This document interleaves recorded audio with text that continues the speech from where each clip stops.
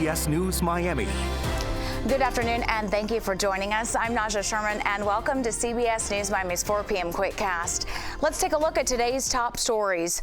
Off the top, a Fort Lauderdale nanny was arrested last week. It's for allegedly molesting a 15-year-old boy in October. Catherine Ayala is facing charges including lewd and lascivious molestation to a minor.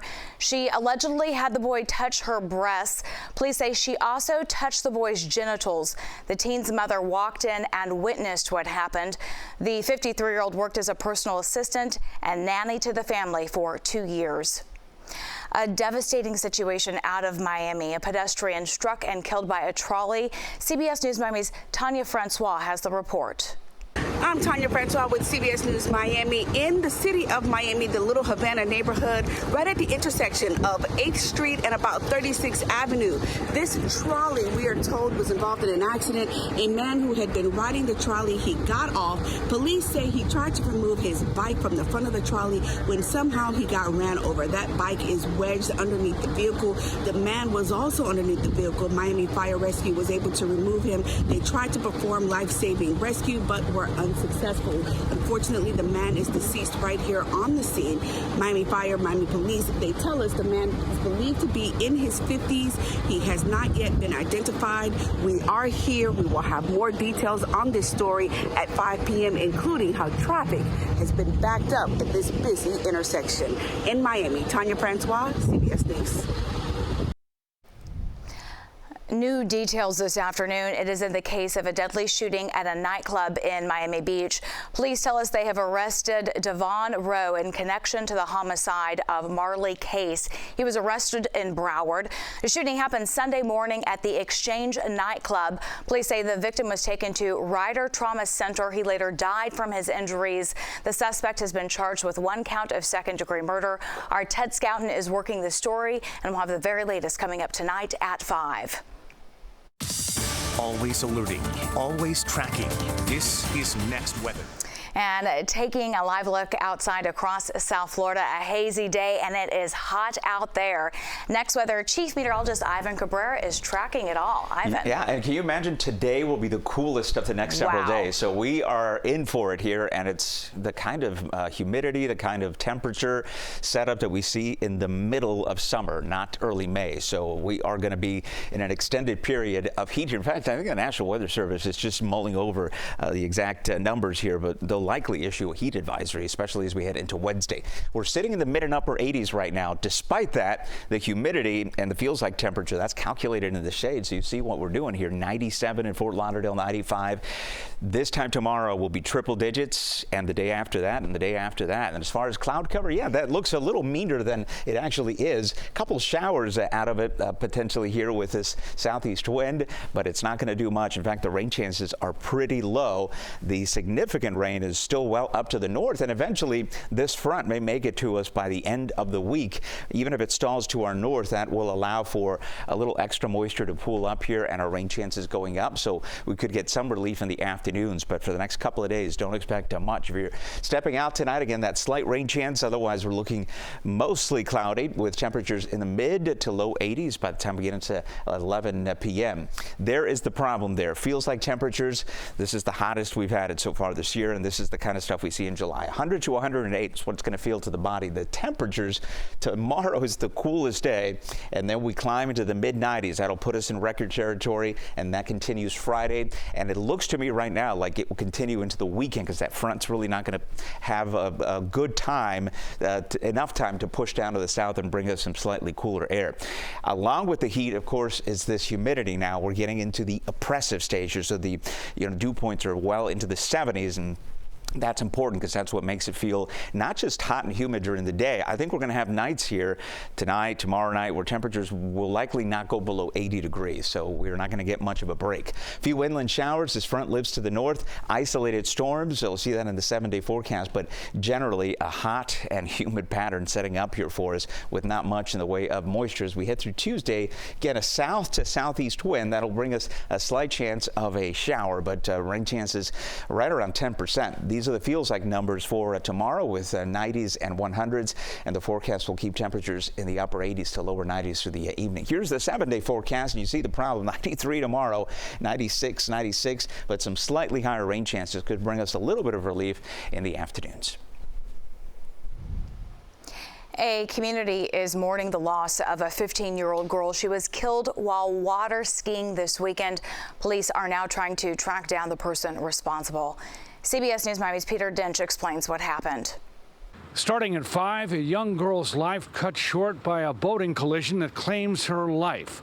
We'll hear from a father whose daughter was with the teenager as friends and family members say goodbye. It's a tremendous loss. She had such a bright future. Very sad. It's very sad. Searching for a light blue vessel, center console, that was last seen in Nixon Beach, traveling westbound. It's believed to have 2 or up to 4 white outboard engines and blue or dark blue bottom paint.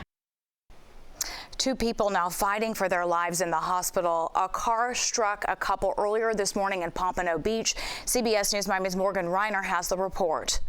Broward Sheriff's Office said the 2 were listed as either critical or in life-threatening condition. The witness told us that the 2 were husband and wife. Shortly after 4 a.m. Monday, Broward Sheriff's Office said this white Toyota hit 2 pedestrians near the 800 block of West Sample Road. They came across the street to meet up with me. They called my name Joyful. And we looked 2-3 times like on the street, because that's what we usually do when we cross. Richard Rodriguez said that's when this white car came over the tracks. The vehicle was going way too fast, and he was not alert of the railroad tracks. Usually what happens when you cross the railroad tracks, you slow down, even if there's no train coming. You know what I'm saying? Because you know there's always that hump. He said his friend tried to save his wife. He didn't have time to stop. Boom, took him out. The boyfriend grabbed the wife to try to take her out, and they got hit. Pompano Fire Rescue transported the man and the woman to a nearby hospital. The man listed as critical, the woman as life-threatening. His brain was just bleeding too much, and he wasn't moving. The driver of the vehicle stayed on scene. I pray that everything goes for him. Prayers, please, everybody, to their family, because God knows they only been doing good. I got chills again. They've been trying to work. BSO's homicide unit is now taking over the investigation. In Pompano Beach, Morgan Reiner, CBS News, Miami. When we come back, demolition of the Francis Scott Key Bridge in Baltimore. What's next when we return? And we hope you will join us for another episode Thursday of Miami Live. The latest episode is now streaming on CBS News Miami, Pluto TV, and the CBS Miami app. It airs Thursdays at 10 p.m. on TV 33. Welcome back to CBS News Miami's 4 p.m. Quickcast. First, it was Broward. Now, Miami-Dade County Public Schools are considering changes to the school system. CBS News Miami's Joan Murray has the look ahead. I'm Joan Murray. First it was Broward. Now we have learned that the Miami-Dade County School District is also considering proposed changes to some schools to meet under-enrollment and budget demands, including this school, Shadow Lawn Elementary in downtown Miami. The proposed changes for this school would involve moving the students from here to 2 other area elementary schools and to change it into an ESE center. That would be a center for children with special learning issues. We spoke to a parent here who talked about why she would be unhappy with that decision. My kids, in terms of adjusting to new, so it's like starting all over. They would have to go to a new school, meet new teachers. One thing I love about Shadow Lawn is the teachers, and particularly they really care. So it's a smaller population, but I truly believe the teachers here are here because they actually care. The Miami-Dade County School District tells me that no final decision will be made until June, but that they have been fully transparent with the public about this process. Coming up tonight on CBS Miami, we'll hear from the school district about their possible decisions. I'm Joan Murray, CBS News, Miami. After weeks of testimony in the former president's hush money trial, the witness at the center of the prosecution's case is on the stand today. CBS News Miami's Jared Hill is in Lower Manhattan with the report. Michael Cohen, Donald Trump's longtime personal lawyer and fixer, testified today that his former boss approved payouts to stifle stories about sex that could hinder his 2016 run for the White House.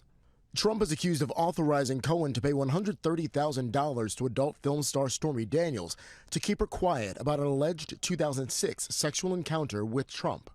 Cohen's testimony is at the heart of the prosecution's case that Trump illegally falsified internal business records to cover up hush money payments.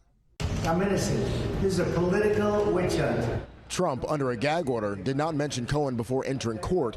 He instead criticized the Biden administration and talked about new polling in the 2024 presidential race. And there it is. It's Trump leading by a lot. Trump's defense team is expected to go after Cohen's credibility. He's already admitted to lying under oath, and he served jail time on federal charges related to these payments. They want to portray him as a vengeful former lawyer to the president who wasn't given what he wanted and what he felt he deserved, and has now turned against the former president and is set on exacting this kind of revenge. Trump has pleaded not guilty to all 34 counts and denies having had a sexual encounter with Daniels. The prosecution is expected to wrap up its case this week. Jared Hill, CBS News, New York. Happening today, crews are demolishing a large portion of Baltimore's collapsed Francis Scott Key Bridge. The demolition was scheduled to take place this weekend, but bad weather delayed the plans. These are renderings that you're looking at right now. The NTSB is expected to release its preliminary report on the collapse tomorrow. Here's a look at what's coming up tonight on CBS News Miami at 5. May is Mental Health Awareness Month, but awareness is just the first step. Being able to actually help someone in crisis is critical. We break down the tools you need to know tonight at 5. That's the CBS News Miami Quickcast. I'm Naja Sherman. Stay tuned for more news right here on CBS News Miami, and have a great day.